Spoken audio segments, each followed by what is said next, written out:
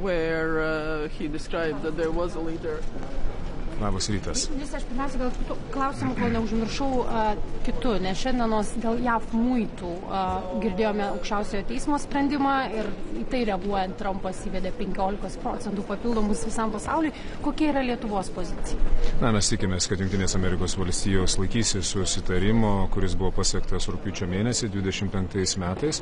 Ir žinome, kad mūsų pusėje tie darbai vyksta Europos parlamente. Tikimės, kad ir Amerikos pusėje jie bus finalizuoti. Ir nebeįsivelsime dar į vieną eskalaciją susijusią su muitais. O šiaip tas susitarimas palenda po tuo aukščiausiojo teismo sprendimu, ar čia atskiras dalykas ir jis vis tiek galioja, ar turėtų būti panaikinta kaip tai? Mūsų įsitikinimu jisai turėtų galioti. Vis tiek Europos komisija investavo nemažai laiko, tai yra Europos komisijos pirmiausia kompetencija pasiekti susitarimų dėl prekybos sąlygų ir tikimės, kad jie bus įgyvendinti. Kaip Amerikos pusėje tie procesai bus organizuoti, tai jų yra pačių reikalas, bet mes tikimės, kad nereikės grįžti ir vėl iš naujo dėrėtis, nes buvo iš tikrųjų sunkiai pasiektas sprendimas. Šiandienos aktualija buvom girdėję iš Kajos Kalas, kad iki 24 vasario bus priimtas 20 sankcijų paketas. Dabar kyla klausimas, ar tai bus padaryta. Girdime Vengrijos bloką, Slovakijos ir pietų šalys reikalauja švelnesnio to laivybos draudimo. Kokia ta situacija? Ko šiandien galima tikėtis, jeigu kažko galima tikėtis? Šiandien tikiuosi labai atviros diskusijos, dar kartą sudėliojant taškus, apie ką yra Europos Sąjunga ir ko mes visi bendrai siekiame. Negalime tapti įkaitais, iš tikrųjų tai vienos valstybės pagrinde, kas yra susijęs su sankcijomis. Jeigu kas nors kitos šalys šiek tiek kelia konkrečius klausimus susijusius su jų įmonių tolimesnė veikla, tai mes turime Vengriją, kuri iš principo tiesiog blokuoja ir tiek. Ir karo metinėms, 4 karo metinėms Europos Sąjungoje neturėti 20 sankcijų paketo, ambicingas jisai jau taip ar taip nėra, bet iš viso jo neturėti yra labai bloga žinia. Yra kita dar tema, tai 90 milijardų eurų dydžio paskola, kurią ir vėl Vengrija blokuoja, vilkina. Aš nesimsiu spėlioti, kiek vidaus politiniai procesai ir rinkimai Vengrijoje lemia tokius sprendimus, bet jie yra absoliučiai žalingi. Tai čia taip pat ir Europos Sąjungoje yra klausimas, ar neturėtume imtis teisinių priemonių ir užkirsti kelią tokiam manipuliavimui ir vienbalsiškumo principų ir tiesiog kažkokios kitokios darbotvarkės įgyvendinimui, kai yra tiek daug pastatyta ant kortos. Sunki ta situacija ir bus šiandien tikrai sunkus posėdis. Žinome, kad pagrindinis Vengrijos reikalavimas leidimas družbą toliau gauti energijos išteklius.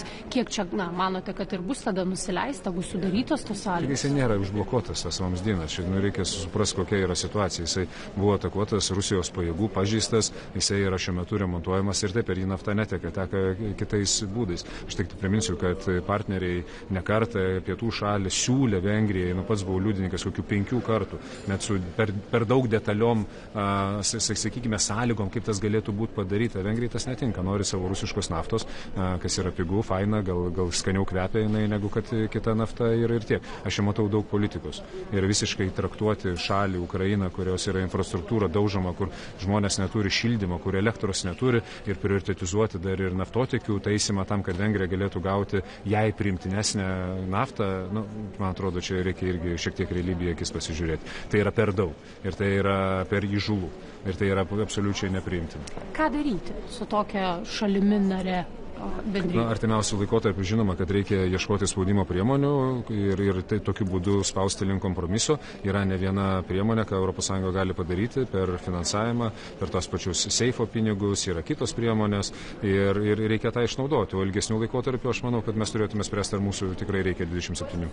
Sakėte, per mažai ir dabar ambicingas tas 20 paketas. Ko Lietuva jame pasigenda? Ko nėra? Ko tikėjotės, kad bus? Tikėjomės, kad bus pagrindinės įmonės. Tikėjomės, kad bus Rosatomas, jau nežinau, nuo kelinto paketo mes tą patį kartojame, kad bus Lukoilas amerikiečiai sugeba įstraukti, mes nesugebam. Tai kas yra?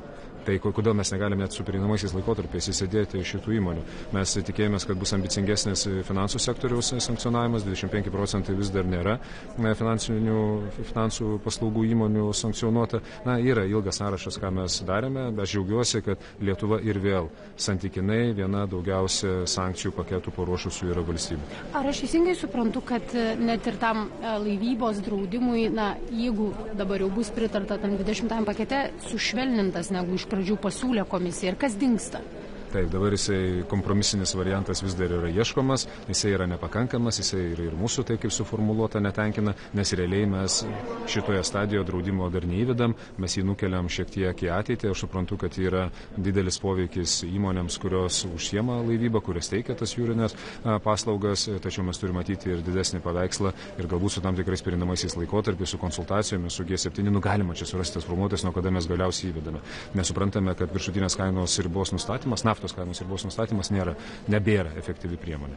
Paskutinis klausimas. 90 milijardų paskola. Atsimename, kai lyderiai dėl jo sutarė, Čekija, Slovakija, Vengrija buvo eliminuotos, kad kartu imtų paskolą tam, kad balsuotų už. Dabar Vengrija tai blokuoja. Kiek tai gali iš esmės komplikuoti Ukrainos finansinius pajėgumus, kai žinome, kad balandį šalis nebeturės pinigų?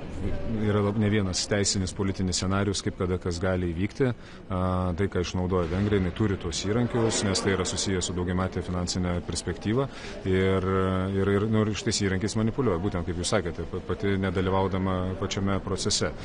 Kaip tą pavyks pakeisti, aš tikiuosi, kad ras komisija argumentų, kaip kad ir anksčiau buvo. Šiek tiek pastumiu, šiek tiek kažką tai duodi, bet mes šito turgų turime uždaryti. Ir čia yra visų didelis lūkestis. Nes jeigu kiekvieną sprendimą priimti, reikės kažkokias morkas dalinti kiekvienam už tai, kad dėl bendrų saugumo interesų pritartų, tai ką mums tokia ES reikalinga? Tai mums reikia tokių, kur būtų bendraminčiai, kur mes vieningai matytume vieningai grėsmių paveikslą. Ir akivaizdu, kad mes jo čia nematome. Dėl to man tai čia yra pamatinis klausimas. Ar čia tikrai mes visi turim būti ES drauge? Jeigu nepatinka, susiraskit kitą organizaciją. Apie Baltarusiją. Kaip sekasi pratęsti sankcijas Baltarusijai? Koreperio sprendimas jau yra. Šią savaitę tikimės, kad bus sprendimas taip pat ir vienoje iš tarybų. Greičiausiai 26. Ką darom?